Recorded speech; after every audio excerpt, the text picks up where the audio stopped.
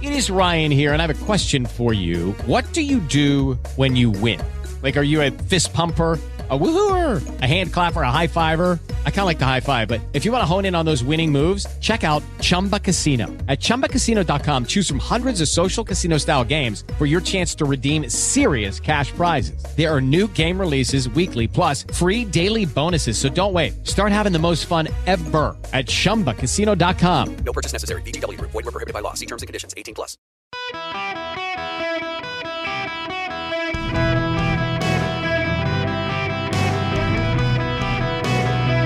Welcome to the Eric Erickson Show podcast, Hour 1. I don't even know where to begin today. Welcome. It's Eric Erickson here. The Eric Erickson Show. The phone number is 877-973-7425. What's the old thing? Begin at the beginning, I guess. But how do you begin? First of all, let me tell you that the markets are tanking, as can be expected. Jerome Powell and the Federal Reserve having raised interest rates. Powell is currently testifying before Congress. Right now, he's testifying, essentially saying they're going to force a recession, that it's the only way to stop what's happening, that they don't want to do it, but they must do it. Now, why? Why are they doing this? Because according to the Federal Reserve, interest rates are inflation is going up so rapidly, it doesn't matter how much your employer pays you, you're still bringing home less money when you take into account inflation. And the only way to stop inflation is to raise interest rates and yank money out of the economy, and that's going to cause a recession and layoffs. And that should right everything, that there's a market imbalance. We'll get to that further, but I got to begin with something else. I don't say this lightly. And I actually, this is a serious moment here. This is not Eric being flippant. To my knowledge, and based on the conversations I have had with a lot of people in the radio industry, to my knowledge, I am the only conservative talk show host who was a local host in 2016 when Donald Trump ran the first time for president, who did not support him, who still has a job. I didn't support him in 2016. And I was talking to a couple of people in the radio industry, and to my knowledge and theirs, I'm the only one, and I'm sure there's someone on a very small market station somewhere who is similarly situated, but in like big ratings markets, can't think of anyone who still has a job in radio who didn't back him other than me. And the reason was because I do radio a little differently. You and I can agree to disagree, and I'm happy to take your phone calls, and y'all can yell at me, and we can all get along. Y'all know where my heart is. You know why I take positions I take, even though they disagree with you. And we, by and large, for the most part, can still be friends. I do have to say, I spent some time the very end of the show yesterday on Christian nationalism and Christians in politics and how you should behave. And I triggered some atheist boomers. My goodness, the hate mail.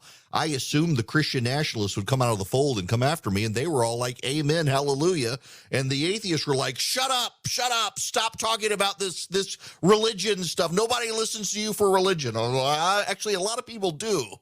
I know what the research says. I say all of this because I got to go there right now, and I want to say something out of the gate, please. You can call in 877-973-7425. But if I trigger you, remember your problem is with me and not with my call screener should you call in. I just want to say that out of the gate because I got to give you some perspective. The polling has gotten extraordinarily close around the nation. And I mean close. I want to give you some data, current data on polling averages. For the Senate, Adam Laxalt, the Republican, in the polling average is ahead by a point.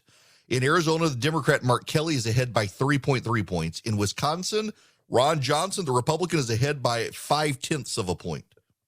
In Pennsylvania, John Fetterman is ahead by 4 points. In Georgia, Raphael Warnock is ahead by 0.3 of a point. In North Carolina, Ted Budd is ahead by 2 points. In Ohio, J.D. Vance is up 2.2 points. I say all of these things because keep in mind in all of these states, there's a bias for the GOP. So in Pennsylvania, there's a 6 to 7 point bias for the Democrats. And so if Fetterman's ahead by 4, Dr. Oz may be actually ahead. Same with Wisconsin. If Ron Johnson is ahead by 0.5 of a point, there's a 6-point polling bias for the Democrats over the last 2 election cycles. Johnson's probably well ahead.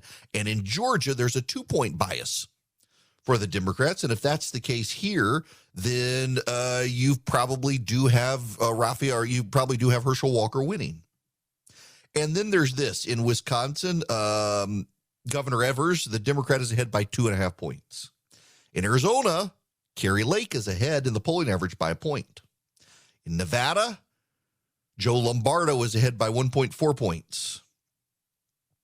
And of course, Brian Kemp is ahead by over 6 points in Georgia, DeSantis over 4 points in Florida.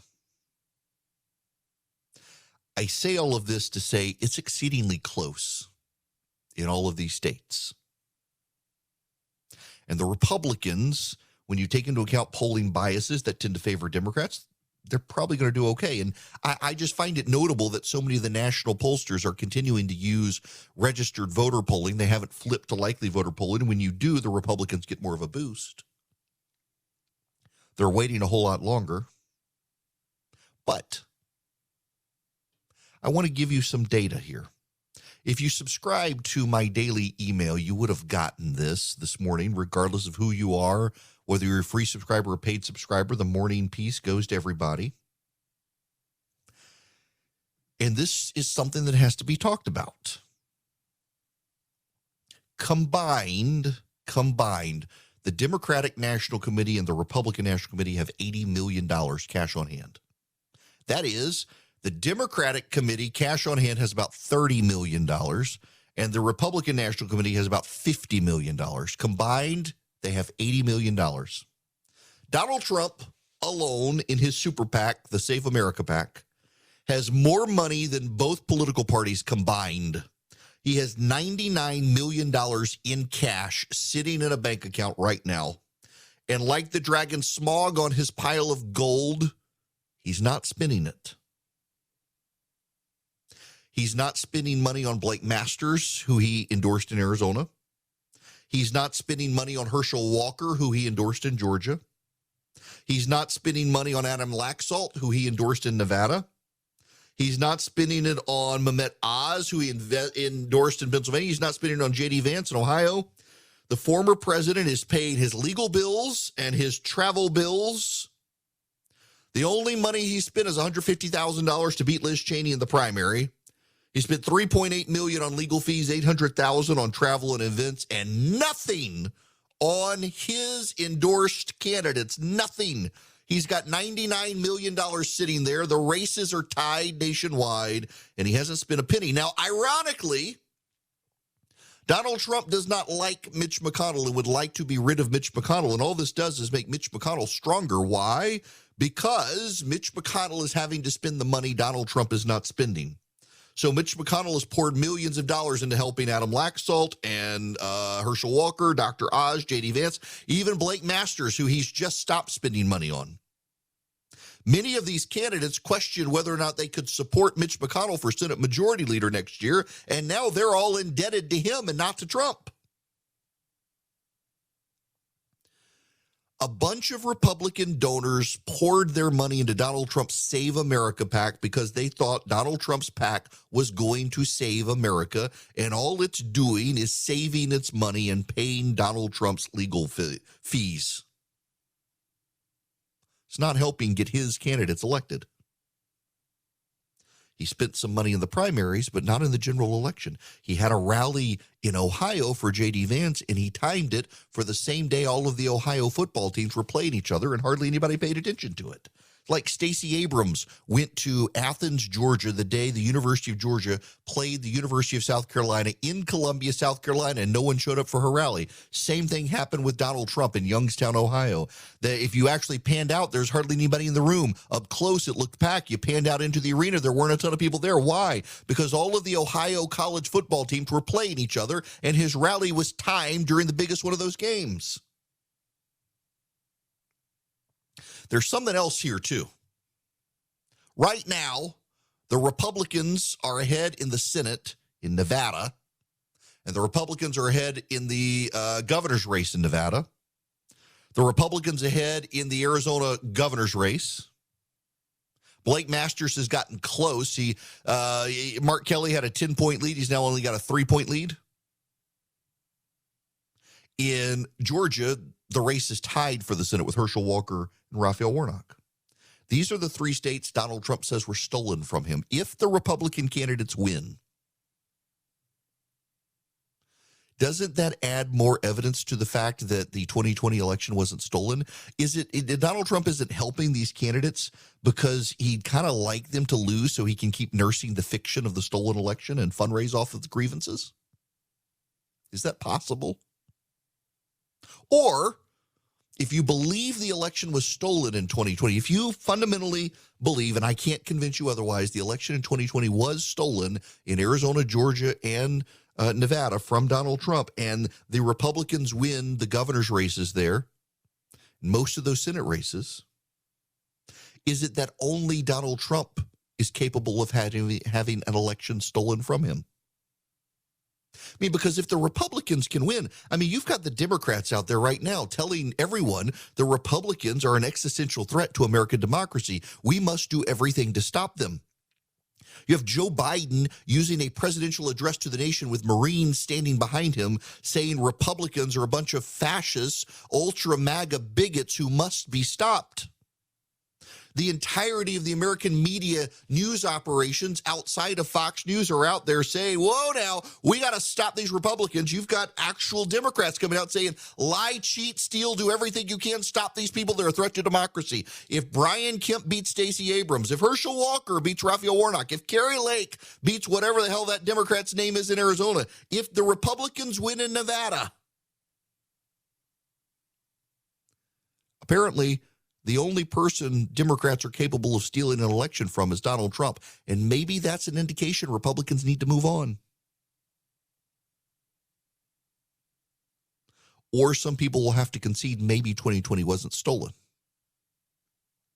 I'm sure some of the apologists are working overtime to say, well, all these states revised their election laws, and those election laws being revised made it more difficult for the Democrats. Except Donald Trump said that wasn't the case in Georgia, and the Democrats didn't revise the laws in Nevada. Some of you are going to say sour grapes here. I understand that. I'll get the emails. Oh, you never liked him to begin with, USOB. I'm toying with you a little bit and getting up your dander to make a larger point. You can be mad at me. I get that. I make people mad sometimes, including my wife.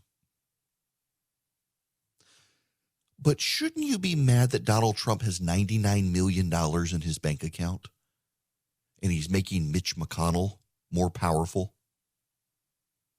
Shouldn't you be mad that Donald Trump has $99 million in his Save America PAC that hardworking, blue-collar Americans gave to him in small dollar donations to actually save America from Joe Biden, Nancy Pelosi, Chuck Schumer, and Stacey Abrams? And the only thing he's done is paid his lawyers and his travel costs. There are 7 weeks left in the midterms. The Senate Republicans, led by Mitch McConnell, have spent over $100 million. The House Republicans, led by Kevin McCarthy, have spent over $100 million. The Republican Governors Association has spent $50-60 million securing Republicans in states. Donald Trump has $99 million and has not spent a penny once he beat Liz Cheney in a primary. He's endorsed all of these candidates. There's only so much money the Senate Republicans can spend. There's only so much money the Senate or the House Republicans can spend. Donald Trump's got $99 million to spend in this campaign cycle. He hasn't spent it. What's he doing? What's he waiting for? Does he want the Republicans to win, or would he rather them lose? I personally would like to be rid of Nancy Pelosi and Chuck Schumer in charge of the House of Representatives and the Senate. I personally would like Republicans in charge to hold Joe Biden accountable and start questioning his cabinet nominees and cabinet secretaries. I personally would like the Republicans in charge of the budget to rein in the woke spending of the Biden administration. I personally would like the Republicans in charge of the governor's mansions of these states so that we never go back to lockdowns and masks. And Donald Trump, what's he waiting for? You may be mad at me for asking the question, but ask that question. Don't forget, you can sign up for the daily email. All you do is text DATA to 33777. You can get a lot of it for free. You get the great stuff, just $7, $70 for the year. I've gotten a number of friends of mine actually have texted me and said, please, while you're talking about all this stuff, can you go over the undervote and the overvote? Because it keeps coming up with people. And then I look at my email, and sure enough, I have an email from someone asking me about the undervote. Now, what is the undervote and the overvote? The overvote is when someone votes for more than one person in a race, which is hard to do. It's impossible to do with the digital electronic machines. It's possible on a paper ballot. The undervote is where you just don't vote. And a lot of people say as evidence that the election was stolen that a whole lot of people voted at the top of the ballot and then left. Now, for perspective, let's look at the Kansas primary election. In the Kansas primary election, they had an abortion referendum on the ballot, and about 20% of the vote were people who didn't vote for a single thing, not a single candidate, only voted on that issue. That's undervote. They skipped everything until the very end. What normally happens is actually most people vote the entire ballot, but about 15% of Democrats and 10% of Republicans don't go down the ballot. They vote for the statewide races that they know. Maybe they vote for Congress, and then local stuff, they skip out. They don't vote on the referendums. They don't vote on constitutional amendments. They don't vote on nonpartisan judicial races, nothing. You see, as you go down the ballot, people tune out. They phase out. They're like, I don't know any of these people. I'm not voting for any of them, and they leave with the ballot uncompleted. That's the undervote.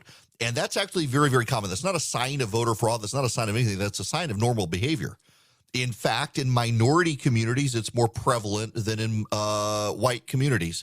In black communities and Hispanic communities, you are more likely than not going to find a whole lot of people who don't vote towards the end of the ballot unless they're committed partisans. So that's not evidence of anything other than normal voting patterns when you see something like that. When I was running local political races, we would have to go door to door.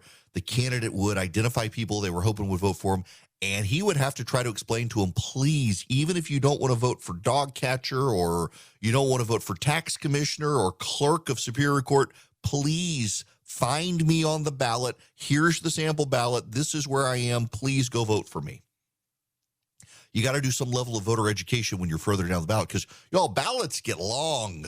In some states, they're really long because everybody's up together. Now, in a lot of states, you have municipal elections are in odd-numbered years, and then you have your statewide officials are elected in midterms, not presidential years. And then in presidential years, it's the president, maybe a senator, and then your congressman every 2 years. So congressmen are always midterm and in presidential years.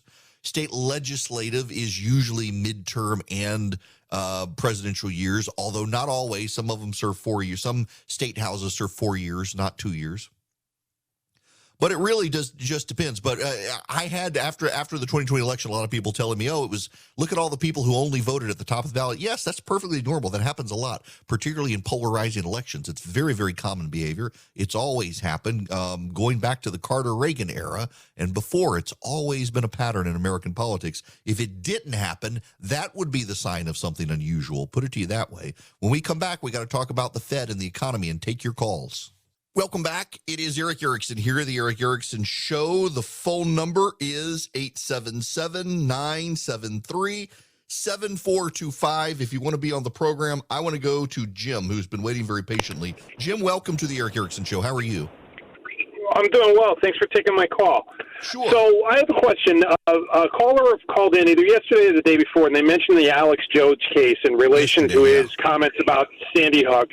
So one of the things that I understand from that case is that they're going after him, saying that if you say something enough times, it starts to change perception and people believe it.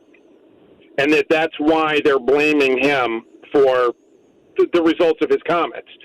If he ends up losing on that basis, how would that affect the Democrats who blatantly lie? They've been calling conservatives, Republicans, Trump supporters, the greatest threat to democracy, extremists, terrorists, every other negative word. How could that backfire on them if the verdict comes back against him with that being the ruling? Oh, okay. So this is, in all honesty and candor, Jim, and not trying to be flippant on this either, this is where I have to actually put on my lawyer hat. I used to actually defend newspapers as a lawyer. I was a First Amendment lawyer for newspapers in Middle Georgia, news station, so the local TV station, the local newspaper. And the media has, to some degree, mischaracterized this a little bit. It's not that they're suing Alex Jones for saying stuff over and over again. What they're doing is they're suing him because he said things about private citizens not in the public eye, and didn't just say it once or twice, but said it so much that these people were themselves victims of terrible situations, harassment, and other things. The Democrats can get away with saying Republicans are Nazis because they're not talking about you specifically being one. If they turned it on a private citizen and said this private citizen is, then they're liable for defamation. But to a degree, they have done that now because they're saying that voters, basically anyone that supported Donald Trump is an extremist. And now we just had the case in North Dakota where a 41-year-old man killed an 18-year-old with his car because he was an extremist. Yep. So we're starting, now granted that's one case of many, but we're starting to see where there's violence towards Republicans and conservatives. It's being incited by seated Democrats and by the media. By the way, Jim, so CBS News ran that story today about that. They wrote a 450-word article, and they never mentioned that the kid was a Republican and the murderer was a Democrat. Never mentioned it. Of course not, because that doesn't fit the narrative. We as conservatives, we're supposed to be the violent ones. Yep. So they can't put that out that there was actually violence against the conservative. Right. So I'll tell you this. This is the actual legal issue here that's in play. Clarence Thomas and Sam Alito have said they want to change this. But under standard defamation law, you don't have the right to sue the Democrats because they're labeling a group of people bad. If they label you specifically bad, you have the right to do it. They're playing at the edges of defamation law by doing this. They should, I agree with you, be held accountable. But under the law as it's written right now, Alex Jones could be liable because he specifically targeted specific parents and kids at Sandy Hook. The Democrats can't be liable because they haven't targeted you or anyone you know by name. They've just made this generic blanket denunciation of a group. And yes, you and I both know, even if the media doesn't want to admit it, that this will lead to violence. We've seen it in North Dakota. We saw it with James Hodgkinson in Virginia. But at the same time, individually, you haven't been named. And whether you or I like it or not, that's the actual legal standard at play here. And it gives sides wiggle rooms at the same concurrent time, and this is very important as well to understand. At the same concurrent time, in playing with these groups, the Democrats are radicalizing both their side and the Republican side. But they're hurting their side. I was going to get to this later, but Jim's call is a perfect segment here. So there's a Democratic group out there that decided to do non-traditional, unscientifically backed. I mean, whether you or I like the polling, let me put it this way, whether you or I like the polling or not, the polling is based on a methodology. Polling is wrong, not because the methodology per se is wrong, but because the pollsters in the 21st century can't get enough people to participate in the polls. And so it's dragging down their polling quality. Polling, when no one had a cell phone and everyone had a landline and people answered the phone because there was no caller ID and they didn't know who was calling, it was a pretty good polling. Polling now, when you don't answer the number, if you don't know who it is, if you got a cell phone, you're less likely to get a call. If you're Black, Hispanic, or a white Republican, you don't answer the phone. You don't trust the pollsters. You think they're part of the media, and part of the media, they're flagging you for the FBI and the IRS and the like. All of that comes into play. So you don't talk to the pollsters. So that's different. The underlying methodology is still good, even if it doesn't work right now. But there's a Democratic group that's come out with a non-traditional, psychology-based view of voters. And they went out and they asked voters wild card things like, if there was a zombie apocalypse tomorrow, who would you trust to be in charge? Majority of voters said Republicans. But what they found is that voters don't actually like Republicans. They think Republicans are law and order tightwads who they want to be in charge if there's a war or a zombie apocalypse, or put them in charge of your own estate if you die. But they don't think they're kind, warm, caring people. And so what this firm has done is they've decided they're going to bypass traditional campaign ads, and instead they're going to run cartoons. That's right. Their advertisements are cartoon advertisements. Let me play you one of these cartoon advertisements. Let's see if I can get this queued up here. This is a cartoon advertisement, and the Republican, the only color in the ad, it's black and white, looks hand-drawn, clearly done on an iPad or something digital. The only color is the red tie of the Republican, who looks like Mr. Smith, the bad guy from The Matrix, the guy who wore the glasses. So we're done with the interview, and we have the samples we need for evidence. She's sedated now. You can give her something, right? A pill, in case she's pregnant. She's only 10. Actually, she's gonna have to come back in 2 weeks for a pregnancy test. It's the new government mandate. And then if she is pregnant, you'll help her, right? Then she'll be assigned a government monitor until she completes her pregnancy. Sir, I need you to calm down. Under Republican rule, states are passing laws to ban all abortions, no exceptions. A rapist can force himself on a child, but it takes Republican rule to force her to have his baby. That's one of the ads they're running. I think that these ads will provoke a visceral response from Democrats, not a visceral response from anyone else. And if you want to mitigate the damage of the election, well, that's one of the things you'll do. Here's one of the other ads they're running. Every parent wants a happy, healthy child.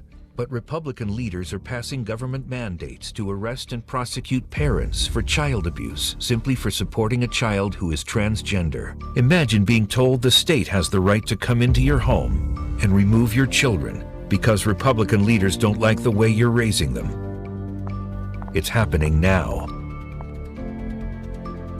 Republican rule. We can still stop it. That's one of the ads. And again, I think this will motivate Democrats. I really do think it'll motivate Democrats. I just don't think it'll motivate independent voters.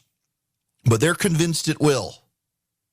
Now, one of the interesting bits of research, though, that comes out of this, let me read you this from the Politico story. If you subscribe to the daily show notes email, this is in the stack of stuff today.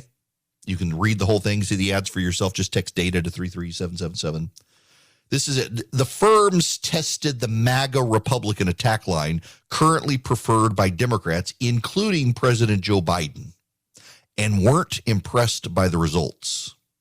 Democrats and voters on the left loved and intuitively understood the term, But the researchers ran into some trouble with independents and moderates who defined the term far more narrowly to just a few Republican politicians they considered extreme. That, in turn, caused them to feel as if they had they were empowered to vote for other Republicans. Finally, the group found that the Republicans felt energized by the MAGA term. Some had fond memories of recent presidential campaigns and felt as if the movement had grown beyond Donald Trump. To them, it felt as if they were unfairly being painted as extreme. In the end, the strategists found the most effective attack line was the simplest. Americans can't trust Republicans with power. So the group is called Wide Angle Research. A gay rights group in Florida, Equality Florida, is using their research for their advertisements on transgenderism and the like. They think it's effective. They think the cartoons are effective. It sounds very echo chambery to me, but it is kind of notable within that echo chamber. These people are pushing back, saying, stop using MAGA Republicans. Now, I can tell you this, and this is one of the most interesting things about the story, is this research was already known about MAGA Republicans.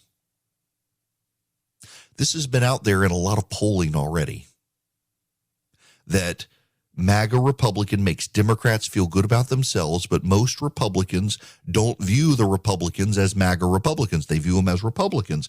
And they can rationalize it. It becomes very easier to rationalize and say, well, my Republican isn't a MAGA Republican. I'm going to vote for him. It gives independents and Republicans license to vote for Republicans they don't believe are extremists. And that is one reason why I think the Democrats are headed into a world of hurt as we get closer and closer to the election and we move to the likely voter polling from the registered voter polling, is that likely voters are more likely to vote on the economy than abortion. Likely voters are more likely to blame the Democrats for the economy than the Republicans, and so likely voters are more likely to vote for Republicans. And by labeling them all as MAGA Republicans, as President Biden did 2 weeks ago, he's kind of neutralized the attack. Now, to go back to the caller's original point, what Alex Jones did was vile. What Alex Jones did is inexcusable. And you and I can think that about what the Democrats are doing, tar and feathering all Republicans as bad, as Nazis, as what have you. But what they haven't done is they haven't named you and me. And you may not think that's much of a difference, but in the law, it's a very big difference. And what Alex Jones did is he questioned whether or not these parents actually lost their children in that murderous atrocity. Alex Jones suggested some of these parents and their dead children were crisis actors. Alex Jones cast doubt on the entire tragedy. That tragedy was not 76 million people who voted for Donald Trump. That tragedy was a handful of families who lost children, whose children were murdered by a monster. And Alex Jones didn't just say this in passing. He devoted time to it. He, in video streams, showed images. He cast doubts on particular people and their stories. He questioned that if their children were really dead, were the funerals all for show? And he's going to be made accountable for that. What he did is inexcusable. And you can say that's true of what the Democrats are, but you also should recognize the difference. I think the Democrats have crossed the line in political rhetoric, and they're going to inspire more crazy James Hodgkinsons or like this guy in North Dakota. They are, but Alex Jones inspired crazy people against these parents whose children were murdered. And he's going to be accountable because he involves specific private citizens. Joe Biden hadn't done that yet. It's only a matter of time before the Democrats go in that direction. Then you'll have the ability to take action. But until then, we still have legal standards that have to be met in this country under the First Amendment. And one of those standards is the general extrapolation that some group of people is bad does not bring or raise liability. But specifically naming individuals and casting aspersions on them if they're private citizens does. You can say almost anything you want to say about a politician anywhere and get away with it. But a private citizen who's just involved in politics as a voter or supporter of a candidate, you better watch out. Liability rules in the United States for defamation, they have weight. And it gives people a right to sue. And Alex Jones is finding that out. And honestly, sometimes watching bad things happen to bad people like that should give you comfort that, yes, the system still works. What also works is the Eden Pure Thunderstorm to clean the air in your house. It eliminates foul odors. If certain people have come through your house and you got the smell of sulfur they leave behind, well, you fire up the Eden Pure Thunderstorm and it wipes out those odors. It wipes out pet odors, litter box odors, cigarette odors, smoke odors, fry odors, cook odors, you name it. It eliminates odors, doesn't mask them. It gets rid of them. Also gets rid of the mildew, the mold, the pollen, the dust, the bacteria floating in the air. You just wipe it out. It's filterless. You don't have to get a filter subscription. You get 3 of them for less than $200 by going to EdenPureDeals.com, EdenPureDeals.com. And you'll see the discount code box on the front page of the website. You put in ERIC3, ERICK3. It's EdenPureDeals.com. You use the discount code ERIC3, ERICK3, no space, the number 3, ERICK, the number 3. You get 3 Eden Pure Thunderstorms for less than $200. You're saving $200, and you get free shipping. Hello there. Welcome. It is Eric Erickson here. The phone number is 877-973-7425. I want to go back to one of the ads from this group that I played for you, this research group, wide angle research. They're doing cartoon ads, and I want to play for you this one. Every parent wants a happy, healthy child. But Republican leaders are passing government mandates to arrest and prosecute parents for child abuse simply for supporting a child who is transgender. Imagine being told the state has the right to come into your home and remove your children because Republican leaders don't like the way you're raising them. It's happening now. Republican rule. We can still stop it. That's one of the ads they're running. Democrats are trying very hard to repackage transgenderism as something mainstream and normal. I know people who get very defensive about the issue from the left. Matt Walsh at the Daily Wire, however, has done an expose on Vanderbilt University and its full embrace of transgenderism and surgeries for minors, from what Walsh says. And he got some videotape of one of the people there saying essentially because of the ongoing need for surgeries, it's good business for the hospital to get into this. They're going to make money by doing this. And then along the way also uncovered video of people there threatening to fire anyone or punish anyone who objected. The state of Tennessee is now going to investigate what Vanderbilt University is doing. If you're an alumnus of Vanderbilt University, you should probably be outraged. Kudos to Matt Walsh for documenting this. Of course, the left is furious with him, denouncing it, but this issue does not poll well for Democrats. They're trying to change the way it polls and trying to make it about parental control of children, something the right has always defended, but this is not a winning issue, and you got to acknowledge. With Lucky Land Slots, you can get lucky just about anywhere. Dearly beloved, we are gathered here today to... Has anyone seen the bride and groom? Sorry, we're here. We were getting lucky in the limo and we lost track of time. No, Lucky Land Casino, with cash prizes that add up quicker than a guest registry. In that case, I pronounce you lucky. Play for free at LuckyLandSlots.com. Daily bonuses are waiting. No purchase necessary. Void where prohibited by law. 18+. Terms and conditions apply. See website for details.